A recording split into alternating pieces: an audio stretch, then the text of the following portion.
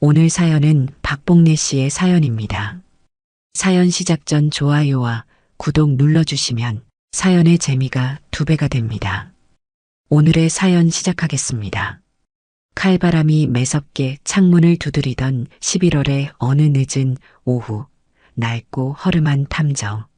사무실의 문이 힘겹게 열리며 한 여인이 모습을 드러냈습니다. 60을 훌쩍 넘긴 듯한 박복래 여사였죠. 평생을 흙먼지 속에서 자식들 건사하느라 허리. 별날 없었을 법한 고단한 세월의 흔적이 얼굴 가득 깊게 펜주름으로 남아 있었습니다. 그러나 지금 그녀의 얼굴을 뒤덮은 것은 단순한 삶의 무게가 아니었습니다. 금방이라도 터져나올 듯한 슬픔과 분노, 그리고 차마 말로 다 표현할 수 없는 깊은 절망감이 뒤섞여 보는 이의 마음마저 무겁게 짓누르는 듯했죠. 박복래 여사는 마치 금방이라도 쓰러질 것처럼 위태로운 걸음으로 소파에 힘없이 주저앉았습니다. 파르르 떨리는 그녀의 손은 이미 온기를 잃은 듯 차갑게 식어 있었습니다. 제발 제발 이 늙은이 좀 살려주시오. 내가 이제 기댈 곳이라고는 정말 여기밖에 남지 않았구려. 간신히 터져나온 박복래 여사의 목소리는 쇳소리처럼 거칠고 메마르게 갈라져 나왔습니다. 그녀의 눈가는 이미 며칠 밤낮을 울었는지 퉁퉁 부어 있었고 붉게 충혈된 눈동자는 초점을 잃은 듯 허공을 헤매고 있었죠. 사무실 안의 공기마저 그녀의 절망감에 전염된 듯 무겁게 가라앉았습니다. 한참이나 어깨를 들썩이며 숨을 고르던 박복래 여사는 탐정을 향해 어렵사리 이야기를 시작했습니다. 다름이 아니라 내 큰아들 정민이 말이요. 하늘도 무심하시지 착하디 착한 내 아들이 몇 달 전부터 영문을 알 수 없는 병으로 시름시름 앓기 시작하더니 이제는 제 몸 하나 가누지 못하고 자리에 꼼짝없이 누워 지내는 신세가 되었소. 내로라 하는 병원들을 수소문해서 다 찾아가 봤지만 의원님네들도 하나같이 뚜렷한 병명조차 찾지 못하고 고개만 절레절레 저을 뿐이요. 어미 된 죄로 내 속이 지금 얼마나 까맣게 타들어가는지 선생은 모르실 거요. 박복래 여사의 목소리는 끝내 울음으로 변했고 굵은 눈물방울이 쉴 새 없이 그녀의 깊은 주름을 타고 흘러내렸습니다. 한평생 자식들 뒷바라지에 청춘을 다 바친 어머니에게 자식의 고통만큼 더 큰 형벌이 또 어디 있겠습니까? 한참을 더 흐느끼던 박복래 여사는 떨리는 손으로 눈물을 훔치며 비로소 오늘 이곳을 찾은 진짜 이유를 꺼내놓기 시작했습니다.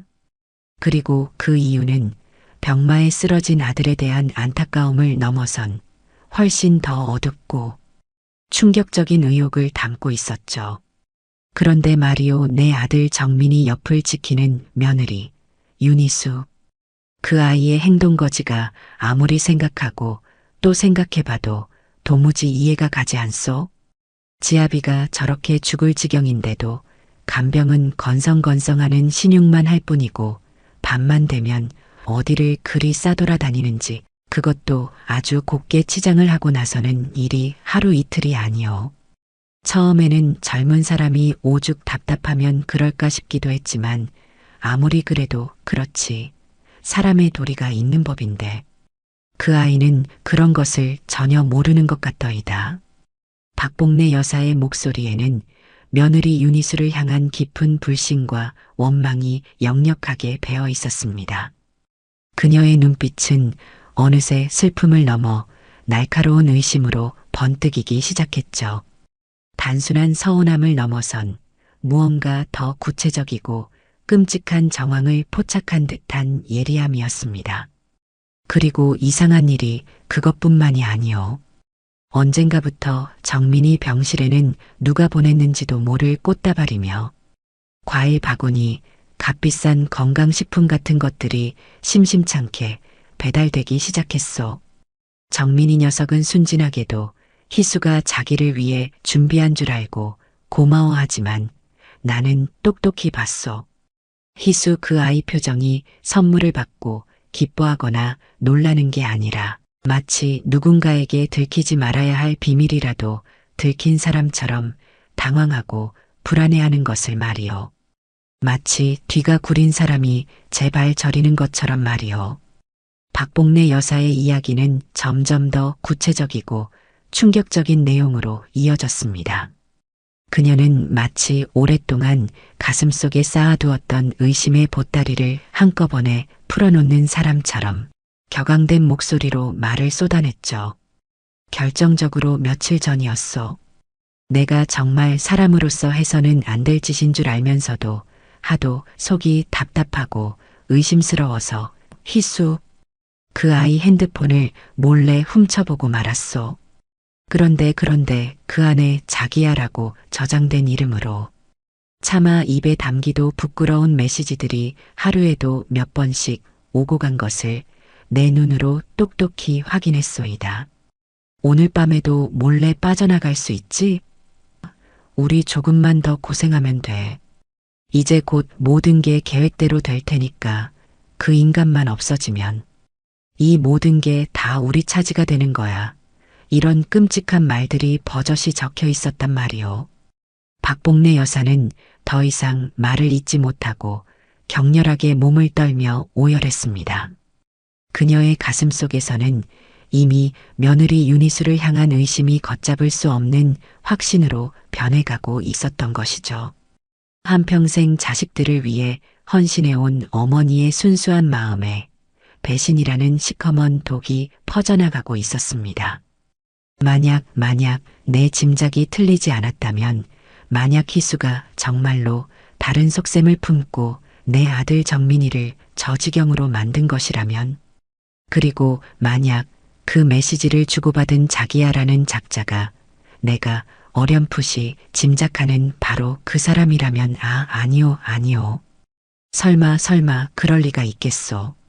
내가 요즘 정민이 걱정에 밤잠을 설쳐서 헛것을 보고 헛생각을 하는 것일게요. 그럴 것이요. 박복래 여사는 미친 사람처럼 고개를 가로저으며 스스로를 부정했지만 그녀의 눈동자는 극도의 공포와 불안감으로 미세하게 흔들리고 있었습니다. 그녀가 마지막에 내뱉은 말은 단순한 부정이 아니었습니다. 그것은 차마 자신의 입으로 꺼내기조차 두려운 또 다른 끔찍하고도 폐륜적인 의혹의 씨앗을 품고 있었던 것이죠. 탐정은 박복래 여사의 이야기가 끝남과 동시에 이 사건이 결코 평범한 불륜이나 치정 문제로 끝나지 않을 것임을 직감했습니다. 어쩌면 한 가정의 뿌리까지 송두리째 흔들어 놓을지도 모르는 거대한 음모와 배신의 서곡이 이제 막 시작되었을 뿐이라는 불길한 예감이 그의 등골을 서늘하게 만들었습니다. 조사는 그렇게 한 늙은 어머니의 처절한 절규와 함께 어둡고 위험한 진실을 향한 첫걸음을 내디뎠습니다. 다음 날부터 탐정의 은밀하고도 치밀한 조사가 시작되었습니다. 우선 박복래 여사가 지목한 의심의 중심, 며느리 윤희수 씨의 일거수일투족을 그림자처럼 따라붙었죠. 박복래 여사의 말처럼 윤희수 씨의 행동에는 일반적인 상식으로는 이해하기 어려운 구석이 한두 가지가 아니었습니다. 그녀는 매일 오전 약속이라도 한 듯 정확한 시간에 남편 최정민 씨가 입원해 있는 병원을 찾았습니다. 하지만 병실에 머무는 시간은 길어야 한두 시간에 불과했고 그 시간 동안에도 남편을 살뜰히 간호하는 모습은 찾아보기 어려웠습니다. 오히려 누군가의 눈을 의식하는 듯 형식적인 안부만 묻고는 대부분의 시간을 휴대폰을 만지작거리거나 창밖을 멍하니 바라보며 시간을 허비했죠.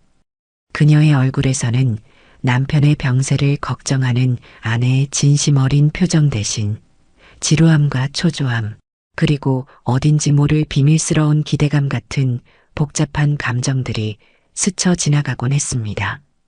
그리고 병원을 나서는 순간 윤희수 씨는 마치 가면이라도 바꿔 쓴 듯 전혀 다른 사람으로 돌변했습니다. 무겁고 그늘졌던 표정은 온데간데 없이 사라지고 생기 넘치는 미소와 함께 발걸음 또한 한결 가벼워졌죠. 마치 오랫동안 기다려온 해방의 순간이라도 맞이한 사람처럼 보였습니다. 병원 정문을 나선 그녀는 곧장 택시에 올라탔고 탐정은 한치의 오차도 없이 그 뒤를 조용히 따랐습니다. 며칠간의 끈질긴 미행과 관찰 결과 윤희수 씨의 외출에는 뚜렷한 패턴이 존재한다는 사실을 발견했습니다. 그녀는 일주일에 서너 번, 주로 화요일과 목요일, 그리고 토요일 오후에 외출했는데 그때마다 평소의 수수하고 단정한 모습과는 전혀 다른 화려하고 요염한 모습으로 변신했습니다. 값비싸 보이는 최신 유행의 옷차림에 얼굴에는 공들여 한 듯한 짙은 화장, 그리고 손목에는 번쩍이는 명품 시계까지 마치 은밀한 유혹이라도 하려는 듯 그녀의 온몸에서는 관능적인 분위기가 물씬 풍겨 나왔습니다. 그러던 어느 목요일 오후 드디어 윤희수 씨의 비밀스러운 이중 생활의 실체가 드러나는 결정적인 순간이 포착되었습니다. 그날도 어김없이 한껏 치장하고 병원을 나선 윤희수 씨는 택시를 타고 시내 중심가에 위치한 한적한 골목으로 향했습니다. 택시가 멈춰 선 곳은 겉보기에는 평범한 이탈리안 레스토랑이었지만 예약 없이는 자리를 잡기 어려울 정도로 아는 사람들 사이에서는 꽤나 유명한 고급 식당이었죠. 윤희수 씨는 익숙한 듯 자연스럽게 안으로 들어섰고 미리 예약된 창가 자리에 앉아 누군가를 기다리는 듯 했습니다. 얼마 지나지 않아 30대 후반으로 보이는 훤칠한 키에 세련된 정장 차림의 한 남자가 레스토랑 안으로 들어섰습니다. 그는 주변을 한번 쓱 둘러보더니 곧장 윤희수 씨가 앉아있는 테이블로 다가가 자연스럽게 그녀의 맞은편에 앉았죠. 두 사람의 모습은 누가 보아도 예사로운 사이가 아니었습니다. 오랜 연인처럼 자연스럽게 서로의 손을 잡고 은밀한 눈빛을 주고받으며 때로는 주변의 시선은 아랑곳하지 않고 음식을 서로에게 먹여주기도 했습니다. 심지어 남자가 윤희수 씨의 볼에 가볍게 입을 맞추는 장면까지 포착되었죠. 탐정은 이 모든 장면을 고성능 카메라의 한 컷도 놓치지 않고 생생하게 담아냈습니다. 1시간가량 로맨틱한 식사를 즐긴 두 사람은 만족스러운 표정으로 레스토랑을 나섰습니다. 그리고 그들의 다음 행선지는 더욱더 충격적이었습니다. 그들은 다시 택시를 타고 도심에서 조금 떨어진 외곽 지역으로 이동했는데 그곳에는 마치 비밀 아지트처럼 숨겨져 있는 듯한 고급 호텔이 자리 잡고 있었죠. 두 사람은 주위를 한번 살피는 듯 하더니 조금의 망설임도 없이 호텔 안으로 함께 들어섰습니다. 탐정은 직감했습니다. 이곳이 바로 그들의 은밀한 미래가 이루어지는 장소라는 것을요. 탐정은 호텔 입구 근처에 잠복하여 그들이 다시 나오기를 기다렸습니다. 그리고 약 3시간이라는 결코 짧지 않은 시간이 흐른 뒤 마침내 두 사람은 호텔 로비에 다시 모습을 드러냈습니다. 들어갈 때보다 한층 더 다정하고 노골적인 스킨십을 나누며 나오는 그들의 모습은 윤희수 씨의 불륜이 단순한 의심이 아닌 명백한 사실임을 입증하는 결정적인 증거가 되었습니다.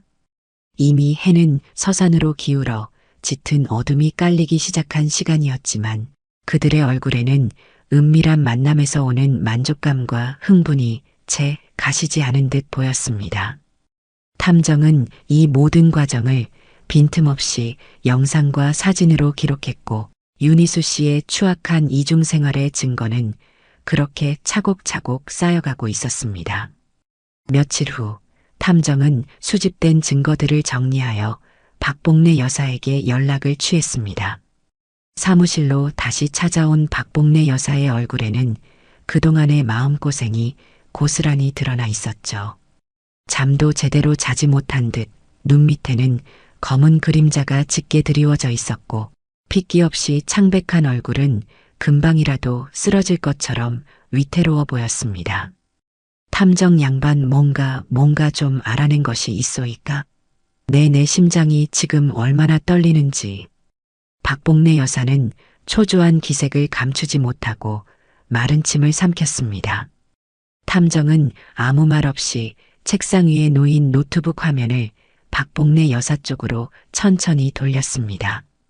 화면에는 며칠 전 탐정이 촬영한 윤희수 씨와 의문의 남자의 모습이 생생하게 재생되고 있었죠.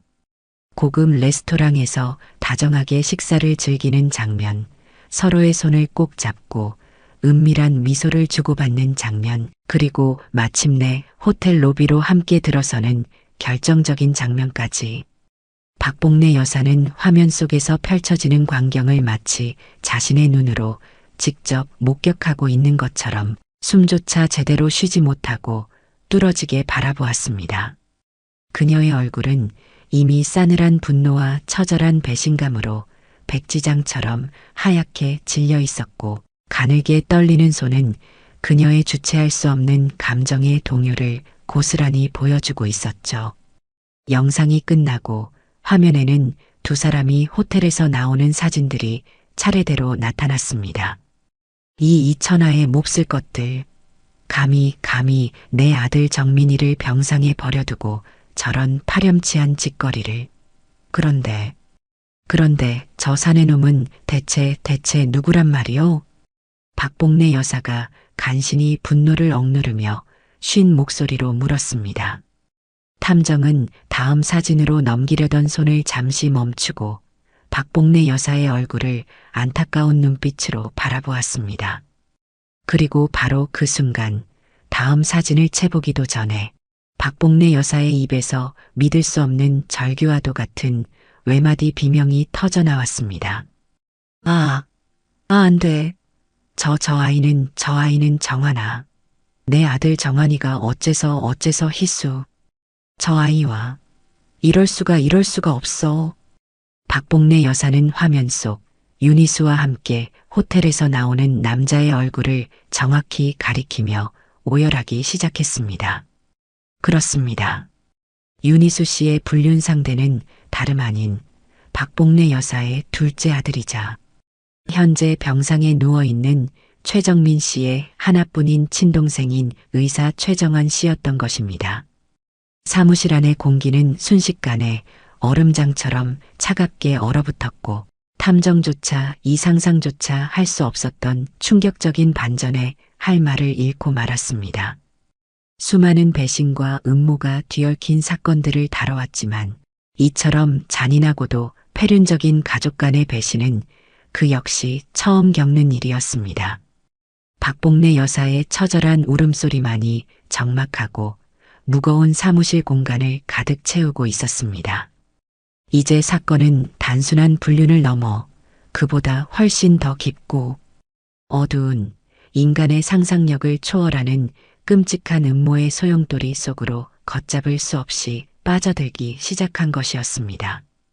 박복래 여사는 한동안 정신을 차리지 못하고 그 자리에 주저앉아 통곡했습니다. 믿었던 둘째 아들 최정환과 한때는 친딸처럼 아꼈던 며느리. 윤희수의 배신은 이른 평생을 살아온 노모에게는 도저히 감당하기 어려운 시련이었죠. 최정환은 어릴 적부터 유난히 형인 최정민을 따랐고 그림자처럼 형의 뒤를 졸졸 쫓아다니던 아이였습니다.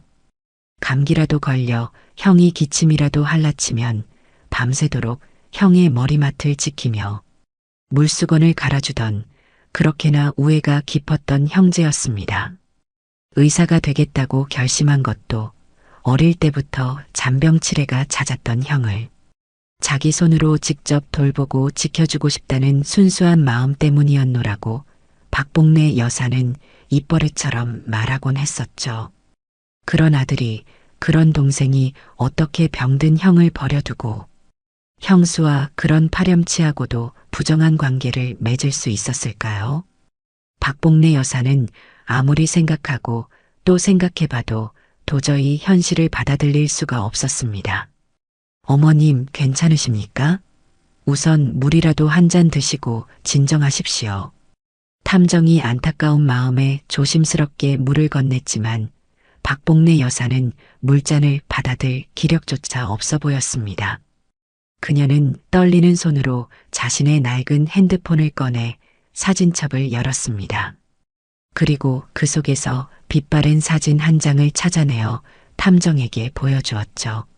사진 속에는 앳된 얼굴의 두 아들, 최정민과 최정안이 어깨동무를 한 채 세상에서 가장 행복한 미소를 지으며 나란히 서 있었습니다. 몇 년 전 최정안이 우수한 성적으로 의과대학에 합격했을 때 온 가족이 함께 모여 축하하며 찍었던 기념사진이라고 했습니다. 우리 정민이는 동생 정환이를 얼마나 끔찍이 아꼈는지 모릅니다. 동생이 의대에 합격했을 때 자기 일처럼 기뻐하며 동네방네 자랑하고 다녔죠. 정환이는 우리 집안의 희망이라고, 장차 큰 인물이 될 거라고 늘 입버릇처럼 말했습니다. 어려운 형편에도 불구하고 아르바이트에서 번 돈으로 동생 뒷바라지까지 했던 속 깊은 녀석이었어요. 그런데 그 은혜를 이렇게 원수로 갚을 수가. 박복래 여사는 말을 잇지 못하고 다시 한번 사진 속 두 아들의 해맑은 얼굴과 노트북, 화면 속에 담긴 유니스와 최정안의 추악한 미래 장면을 번갈아 바라보았습니다. 그녀의 눈빛은 슬픔과 절망을 넘어 무언가 다른 불길한 감정으로 이글거리기 시작했죠. 그것은 바로 걷잡을 수 없는 의심과 섬뜩한 공포였습니다. 마치 흩어져 있던 퍼즐 조각들이 하나로 맞춰지듯 그녀의 머릿속에서 그동안의 모든 의문점들이 하나의 끔찍한 그림으로 완성되어 가고 있는 듯 했습니다. 혹시 말입니다. 정민이가 갑자기 영문도 모르게 쓰러져서 저렇게 된 것이 저 두 년놈들의 흉계 때문은 아니겠지요? 정환이는 의사인데 형을 어떻게든 살려보겠다고 자기가 아는 용한 의사를 소개해 주겠다며 제일 먼저 발벗고 나섰던 아이인데 설마 제 형을. 박복래 여사의 말은 끔찍한 상상에 이르자 더 이상 꼬리를 물고 이어지지 못했지만 그 속에 담긴 무서운 의혹은 탐정에게도 고스란히 전달되었습니다. 그렇습니다. 의사인 동생, 갑자기 원인 모를 병으로 생사의 갈림길에 놓인 형, 그리고 형수와 시동생의 부적절하고도 은밀한 관계. 이 세 가지 사실이 단순히 우연의 일치라고 보기에는 너무나도 섬뜩하고 기괴하게 얽혀 있었던 것이죠. 마치 잘 짜인 각본처럼 모든 것이 너무나도 절묘하게 맞아떨어지고 있었습니다. 어머님, 제 생각에도 이 사건은 단순한 불륜 문제를 넘어선 훨씬 더 복잡하고 심각한 문제일 가능성이 높아 보입니다. 어쩌면 어머님께서 지금 생각하고 계신 그 끔찍한 일이 현실일 수도 있습니다. 보다 정확한 진실을 밝히기 위해서는 조금 더 깊이 있는 조사가 필요할 것 같습니다.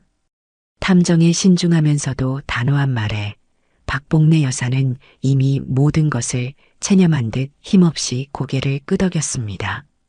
그녀 역시 이미 마음속으로는 최악의 시나리오를 그리고 있었는지도 모르겠습니다. 다만 그것이 현실이 아니기만을 간절히 바랄 뿐이었죠. 제발 부탁드립니다. 탐정님. 내 아들 정민이에게 도대체 무슨 일이 일어나고 있는 것인지, 그 배후에 어떤 무서운 음모가 숨겨져 있는 것인지 낱낱이 밝혀주십시오. 설령 그 진실이 내 심장을 찢어놓을지라도 나는 모든 것을 알아야겠습니다. 그렇게 탐정의 조사는 이전과는 전혀 다른 새로운 국면으로 접어들게 되었습니다. 이제는 단순한 불륜 사건의 증거를 찾는 것이 아니라 어쩌면 한 생명을 잔인하게 위협하는 거대한 음모의 실체를 파헤쳐야 하는 훨씬 더 위험하고도 중대한 임무가 시작된 것이었습니다. 탐정은 먼저 최정민 씨가 쓰러지기 전후의 모든 상황과 그의 정확한 병증의 변화 과정에 대해 다시 한번 면밀하고도 체계적으로 조사하기 시작했습니다. 박복래 여사의 진술과 그녀가 그동안 간병일지처럼 꼼꼼하게 기록해온 메모들을 종합해 본 결과 최정민 씨는 작년 가을, 그러니까 약 1년 전부터 눈에 띄게 기력이 쇠하고 잦은 피로감을 호소하기 시작했다고 합니다. 처음에는 직장 생활에서 오는 스트레스나 단순한 계절성 과로 정도로 대수롭지 않게 생각했지만 시간이 흐를수록 증상은 점점 더 심각해졌습니다. 입맛을 잃어 식사량이 현저히 줄었고 그로 인해 체중이 불과 한두 달 사이에 무려 7kg 이상이나 급격히 감소했죠. 손발이 자주 저리고 힘이 빠져 물건을 제대로 잡지 못하고 떨어뜨리는 일이 잦아졌으며 걸핏하면 현기증을 느끼며 비틀거리기도 했습니다. 기억력과 집중력 또한 눈에 띄게 저하되어 중요한 약속을 잊어버리거나 방금 전에 했던 말을 또 하는 등 이상 행동을 보이기 시작했고 그로 인해 직장에서는 업무 실수를 연발하여 결국 퇴사할 수밖에 없는 지경에 이르렀다고 합니다. 심지어 한때는 풍성했던 머리숱마저 눈에 띄게 줄어들며 탈모 증상까지 나타나기 시작했다고 하니 그의 상태가 얼마나 심각했는지 짐작하고도 남음이 있었습니다. 처음 동네 의원을 찾았을 때는 스트레스성 신경쇠약이라는 애매한 진단을 받았다고 합니다. 의사가 처방해준 신경안정제와 영양제를 복용했지만 증상은 조금도 호전되지 않았죠. 오히려 날이 갈수록 더욱 악화되는 듯 했습니다. 그러자 보다 못한 동생 최정환이 직접 나서서 자신이 잘 아는 대학병원의 저명한 신경과 전문의인 황 교수라는 의사를 형에게 소개해 주었다고 했습니다. 그리고 그 황 교수로부터 내려진 진단은 원인을 알 수 없는 희귀진행성 신경계 퇴행성 질환이라는 듣기만 해도 절망적인 이름의 병명이었습니다. 최정환의 의과대학 시절 은사였다는 황 교수의 진단. 이 또한 너무나 자연스럽게 최정환이라는 인물과 연결되는 부분이었습니다. 탐정은 이 대목에서 뭔가 석연치 않은 느낌을 지울 수가 없었죠. 탐정은 이전 1차 조사 과정에서 확보했던 유니스와 최정환의 미래 사진들을 다시 한번 처음부터 꼼꼼히 살펴보았습니다. 수십 장의 사진들 속에서 이전에는 그저 무심코 지나쳤던 아주 사소한 한 장의 사진이 그의 날카로운 시선을 사로잡았죠. 그것은 바로 며느리 윤희수 씨가 남편 최정민 씨의 병문안을 갈 때마다 마치 필수품처럼 항상 집에서부터 커다란 텀블러에 무언가를 가득 담아들고 다녔다는 사실을 보여주는 사진이었습니다. 박복래 여사의 말에 따르면 윤희수 씨는 회사에 출근하거나 다른 개인적인 외출을 할 때에는 단 한 번도 그 텀블러를 가지고 다니는 것을 본 적이 없다고 했습니다. 유독 남편의 병문안을 갈 때만 마치 약이라도 챙기듯 잊지 않고 그 텀블러를 챙겼다는 점. 이것은 분명 무언가 특별한 의미가 숨겨져 있을 가능성이 매우 높았습니다. 과연 그 텀블러 안에 담긴 액체의 정체는 무엇이었을까요? 박복래 여사는 그것을 정민 씨의 면역력 강화에 아주 좋은 특제 한방 건강음료라고 희수가 자신에게 설명했다고 전했습니다. 매일 아침 저녁으로 희수가 직접 정성껏 달여서 남편에게 먹이고 있다는 그 특제 건강음료. 탐정의 머릿속에서 위험한 경고등이 번쩍이기 시작했습니다. 탐정은 즉시 박복래 여사에게 다시 연락을 취해 이 중대한 사실을 알리고 어떤 방법을 동원해서라도 그 텀블러 안의 내용물을 아주 조금이라도 비밀리에 확보해 줄 수 있는지 간곡하게 부탁했습니다. 며칠 후 박복래 여사로부터 떨리는 목소리에 다급한 전화가 걸려왔습니다. 탐정님, 탐정님, 큰일 났어요. 아니, 잘 된 건가? 아무튼 그 음료수를 구했어요.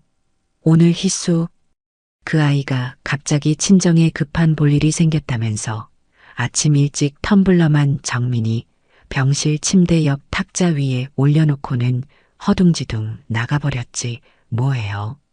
글쎄, 정민이가 마침 그때 잠시 화장실에 간 사이에 제가 얼른 주머니에 숨겨가지고 있던 작은 약병에 그 음료수를 조금 덜어놨습니다.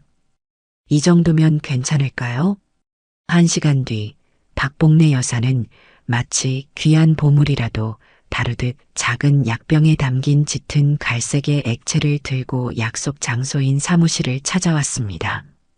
탐정은 그 액체를 건네받아 즉시 국내 최고 수준의 전문 독극물 분석 기관에 익명으로 성분 분석을 의뢰했죠.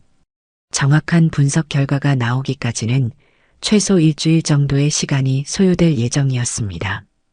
그 일주일이라는 시간이 박복래 여사에게는 아마도 1년 아니 10년처럼 길고 고통스럽게 느껴질 것이 분명했습니다. 결과를 기다리는 동안 탐정은 다른 방향으로도 끈질기게 조사를 계속했습니다. 둘째 아들 최정안의 개인 병원의 현재 재정 상태와 채무 관계를 더욱 심층적으로 파악하는 한편 며느리 윤희수와 최정안 두 사람의 부적절한 관계가 정확히 언제부터 시작되었는지, 그리고 최정민 씨의 건강이 본격적으로 악화되기 시작한 시점과의 구체적인 연관성을 촘촘하게 파헤쳐 나갔죠. 조사 결과는 탐정의 불길한 예상을 한치도 벗어나지 않았습니다.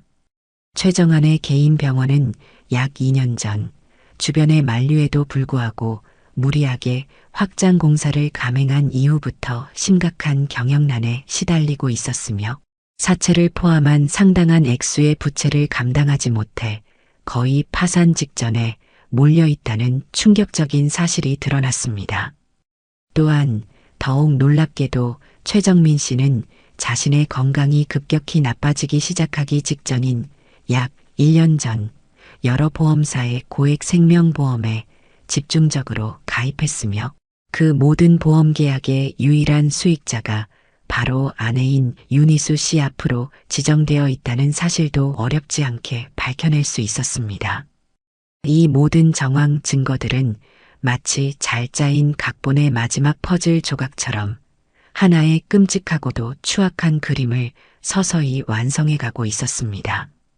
이제 남은 것은 그 그림의 활용점정이 될 텀블러 속 액체의 정체뿐이었습니다. 마침내 운명의 일주일이 지났고 국립과학수사연구원으로부터 텀블러 속 갈색 액체에 대한 정밀 분석 결과 보고서가 도착했습니다. 탐정은 떨리는 손으로 봉인된 보고서를 펼쳐들었죠. 이미 어느 정도 예상은 하고 있었지만 막상 자신의 눈으로 직접 확인한 분석 결과는 상상을 초월할 정도로 충격적이고도 참혹했습니다.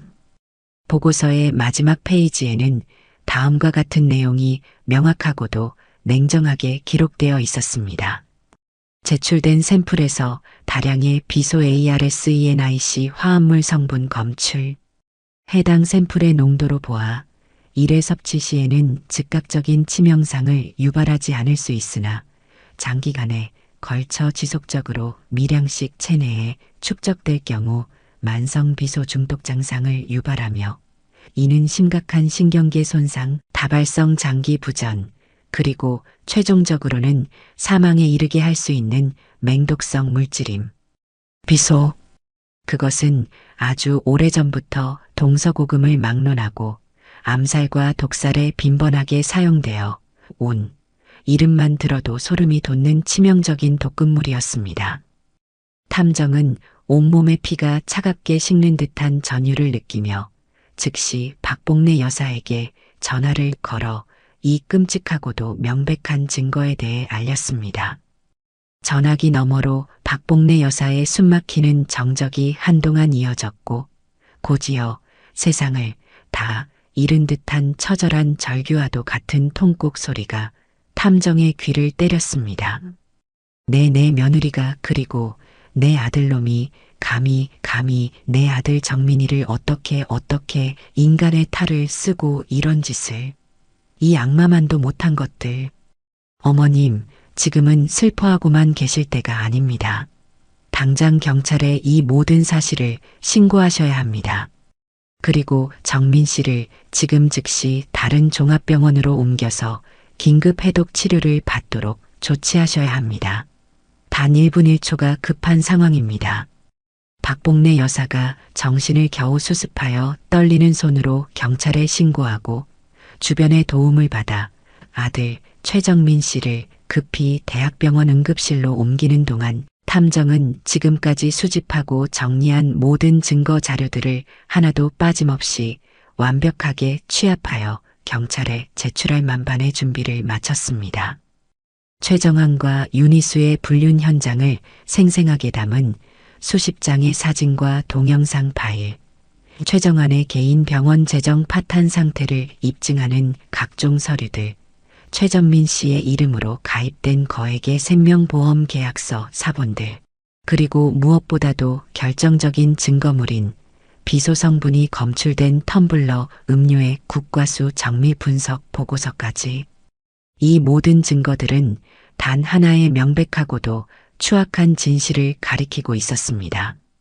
다음 날 새벽 동이 트기도 전에 어스름한 시간에 수사관들로 구성된 여러 팀의 경찰 병력이 최정환의 개인 병원과 그의 호화로운 자택, 그리고 며느리 윤희수가 최전민 씨와 함께 거주하던 아파트를 동시에 덮쳤습니다. 마치 첩보 영화의 한 장면처럼 모든 것은 신속하고도 은밀하게 진행되었죠. 한밤중에 달콤한 잠에 빠져있던 최정환은 자신의 침실로 들이닥친 건장한 최고의 수사관들 앞에서 한동안 넋이 나간 사람처럼 멍하니 서 있기만 했습니다. 무슨 일로 이 새벽부터 남의 집에 함부로 들이닥치시는 겁니까? 제가 뭘 그렇게 잘못했다고 이러십니까? 당장 이 집에서 나가주십시오. 최정환은 뒤늦게 정신을 차리고 격렬하게 항의하며 빠져나가려 했지만 이미 때는 늦었습니다. 경찰은 그에게 차갑고 냉정한 목소리로 살인미수 및 보험사기 등의 혐의로 긴급 체포영장이 발부되었음을 알리고 그의 두 손목에 차가운 금속성의 수압을 채웠습니다. 한때는 사람의 생명을 구하는 의사였던 그의 손이 이제는 자신의 추악한 범죄를 입증하는 쇠고랑에 묶이게 된 것이었죠. 같은 시각 윤희수 역시 자신의 안방에서 잠옷바람으로 경찰에 연행되었습니다. 그녀는 처음에는 자신이 왜 이런 일을 당해야 하는지 모르겠다며 오히려 큰 소리를 치며 억울함을 호소하기도 했죠. 경찰서로 연행된 두 사람은 본격적인 신문이 시작되자 약속이라도 한 듯 모든 혐의를 완강하게 부인했습니다. 특히 윤희수는 자신이 남편을 얼마나 극진히 사랑하고 간호했는지를 눈물로 열변하며 오히려 자신이야말로 이 모든 억울한 상황의 피해자라고 주장하기까지 했죠. 하지만 탐정팀이 오랜 시간에 걸쳐 수집하고 분석한 빈틈없이 완벽한 증거 자료들이 차례대로 제시되자 그들의 거짓된 연극은 더 이상 이어질 수 없었습니다. 자신들의 미래 장면이 담긴 영상, 서로의 범행을 암시하는 통화 녹취록, 그리고 무엇보다도 비소 검출 보고서라는 빼도 박도 못할 과학적 증거 앞에서 그들은 결국 고개를 숙이고 말았습니다. 가장 먼저 무너진 것은 윤희수였습니다. 그녀는 더 이상 버틸 수 없다는 듯 모든 것을 체념한 표정으로 자신의 죄를 하나씩 털어놓기 시작했습니다. 처음에는 정말 그저 단순한 비타민제인 줄로만 알았어요. 아주버님, 아니, 정환 씨가 남편 건강에 아주 좋은 거라고 면역력을 몇 배나 높여주는 특효약이라고 해서 저는 정말 아무것도 모르고 그저 남편이 빨리 건강해지기만을 바라는 마음으로 정환 씨가 시키는 대로 했을 뿐이에요. 나중에 그게 조금씩 사람을 죽이는 무서운 독약이라는 것을 알게 되었을 때는 이미 너무나도 깊이 이 일에 발을 들여놓은 후였어요. 정한 씨가 저를 협박했어요. 이제 당신도 공범이라고 만약 여기서 그만두거나 경찰에 알리면 우리 둘 다 파멸하는 거라고. 그래서 저는 어쩔 수 없이 윤희수의 구차하고 비겁한 변명에 이어 최정환 역시 더 이상 침묵을 지킬 수 없다는 것을 깨달았는지 무거운 한숨과 함께 자신의 추악한 범죄 계획 전부를 시인했습니다. 개인 병원의 심각한 경영난으로 인해 거액의 사채 빚을 지게 되자 경제적으로 무능력했던 형의 여러 생명보험금을 노리고 형수와 은밀히 공모하여 형을 병으로 위장해 서서히 살해하려 했다는 끔찍하고도 폐륜적인 진실이 마침내 만천하에 드러나게 된 것입니다. 그는 자신의 의학적 지식을 잔인하게 악용하여 형에게 매일 소량의 비소를 탄 음료를 장기간 복용하게 함으로써 마치 자연적인 질병으로 사망한 것처럼 위장하려 했던 것이죠. 인간의 얼굴을 하고 어찌 그런 악마와도 같은 생각을 할 수 있었는지 듣는 이로 하여금 치를 떨게 만드는 극악무도한 범죄였습니다. 모든 진실이 밝혀지고 두 악마의 탈을 쓴 범인들이 차가운 철창에 갇히게 된 후 탐정은 박복래 여사를 대학병원 중환자실 복도에서 다시 만났습니다. 최정민 씨는 다행히 응급해독 치료가 효과를 보여 조금씩 의식을 회복하고 있었고 생명에는 지장이 없을 것이라는 의료진의 소견이 있었다고 합니다. 담당 의사도 조금만 더 처치가 늦었더라면 정말로 돌이킬 수 없는 위험한 상황에 빠졌을 것이라며 천운이 도왔다고 가슴을 쓸어내렸다고 했죠. 이제 정말 다 괜찮아질 겁니다. 어머님.